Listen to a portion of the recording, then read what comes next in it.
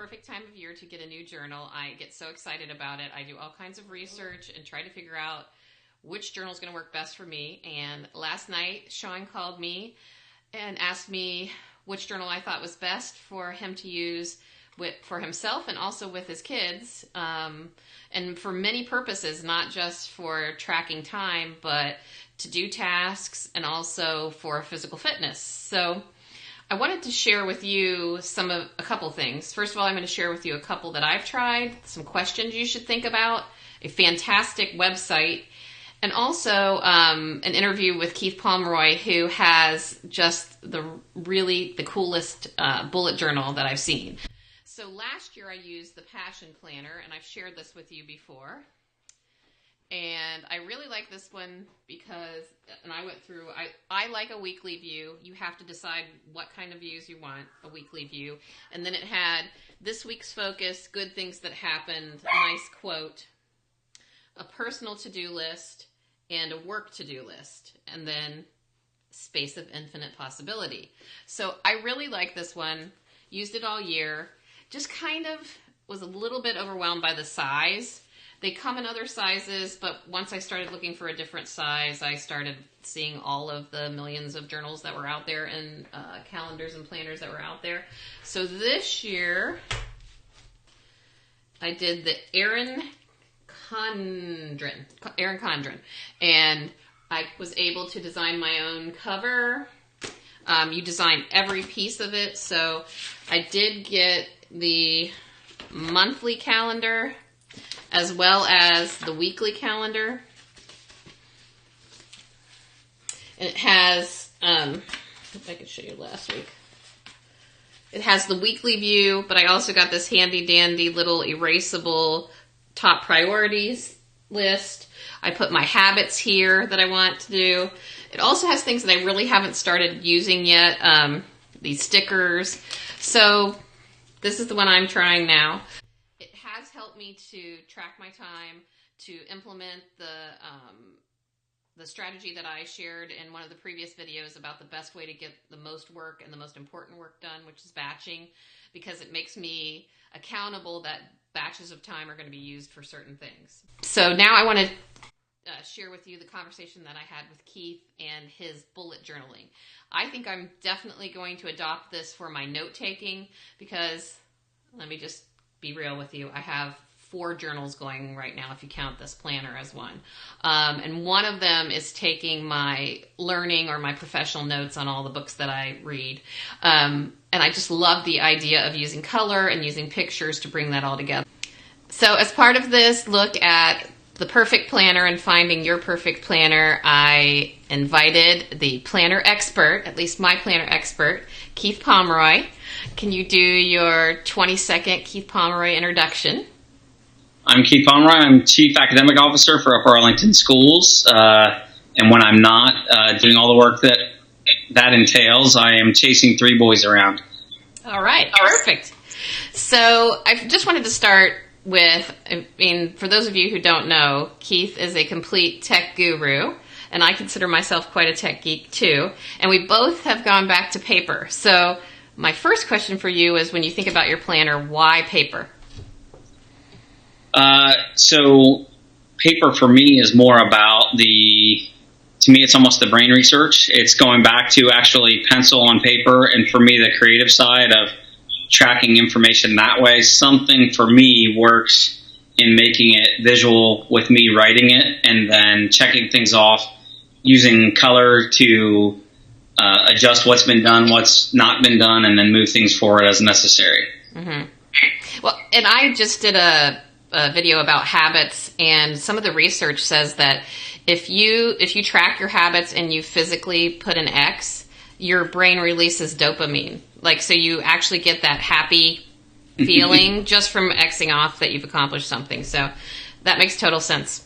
So talk to me about, so you went to paper planner. What was the progression? And then I can't wait for them to see your current system, but just what was the progression to get to this system? So my progression actually, I'm a big believer in David Allen, GTD. For those who don't know, the GTD method is called Getting Things Done. David Allen talks about your brain is not designed to remember things when you should remember things. So your brain is not built to hold the information for the time when you need it. So it's why you wake up at 1 in the morning and remember all the things that you needed to remember in the middle of the day, or you remember them at the least likely time to take action on them. So there are multiple systems that are built to handle David Allen's thinking. I have used different systems, OmniFocus being my favorite electronic system, that are designed around David Allen's thinking. But what I find is that I sometimes over-tech things. And so for me, for me, taking it back to paper, just the physical act of having something there that is organized in a way that makes sense to me, and going through the physical act of writing it down and keeping track of things is critical to me. So now I'm going to flip so that you can have the whole screen, because I want you to just go through your method. I'm going to go through my monthly setup, and then I'll go through what a week looks like as well. So this is, current month that I'm starting to build my January. And what you'll notice is that I'm starting to do, I'll capture a month at a time, and then I capture large projects, and then I'll start to add tasks underneath each project that I need to be paying attention to. But then I'll go down to a weekly view. So, for instance, when I go back and do a larger page like this, then you're going to see each day, and these are, and I think, Jenny, you're going to share the links. I'm using Stencils to build a lot of this. Do you have them there, like with you? A stencil holder? They're in the back of my... Of course they are, in a handy pocket. They are in the pocket. So I have a couple of main stencils that I use. So let me pull those out. These are actually the 3 main ones that I use. So this one just lets me do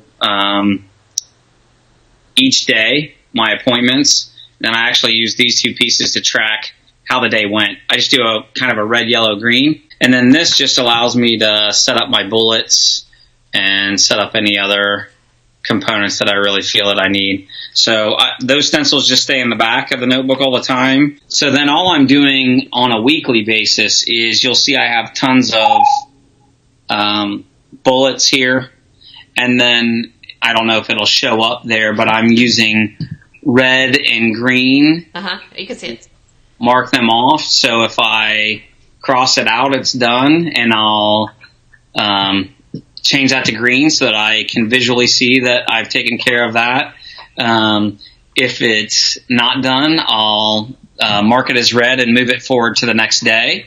So what suggestions do you have for somebody who wants to try your method? I guess the first thing for me is there's tons of bullet journal options out there that will walk you through how to set up a bullet journal, because it's really an adapted bullet journal approach. Most important for me is keep tweaking. Try something, see if it works. If you don't like the way that works, change it. That's the thing I like about this as well, is I can keep altering my method based on what works and what doesn't. Perfect. Well, thank you so much for taking your time and sharing. No problem. Appreciate it.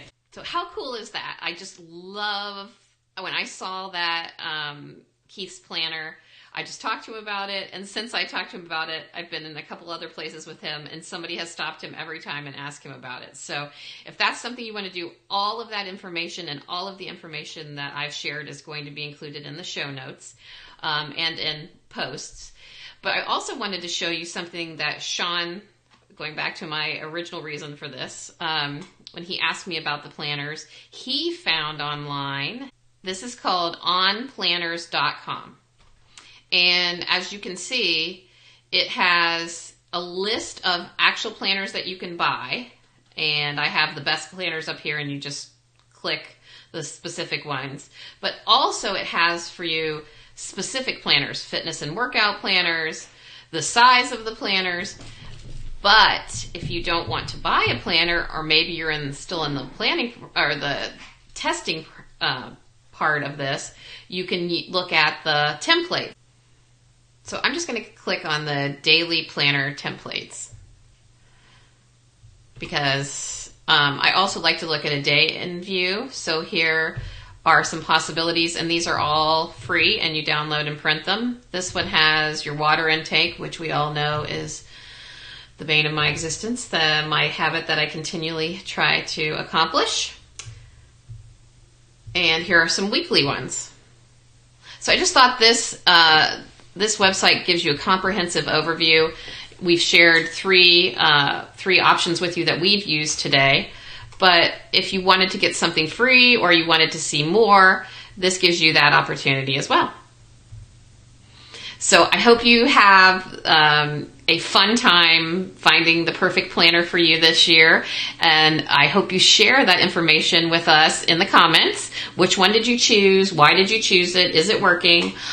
Please share this with anybody that you think might find it helpful. Also, hashtag Reclaim Your Life.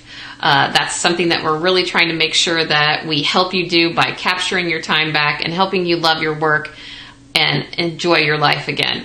So until next time, have a great day.